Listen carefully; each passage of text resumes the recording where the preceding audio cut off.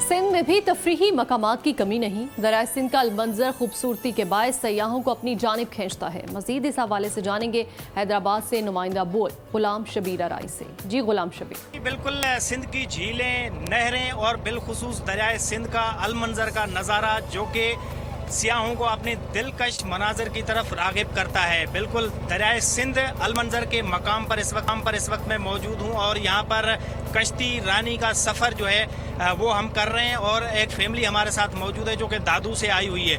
उससे हम बात करते हैं कि अलमंजर का जो नज़ारा है वो कैसा है और यहाँ पर इनको आके कैसा लगा। अच्छा, हमें ये बताइएगा कि क्या कहेंगे, आज छुट्टी का दिन है, संडे का रोज़ है, क्या कहेंगे, कैसा गुजर रहा है आज फैमिली के साथ? बहुत अच्छा गुजर रहा है। हम खास करके दादू से आए हैं अलमंजर घूमने, दरिया सिंध अलमंजर जो है वो घूमने।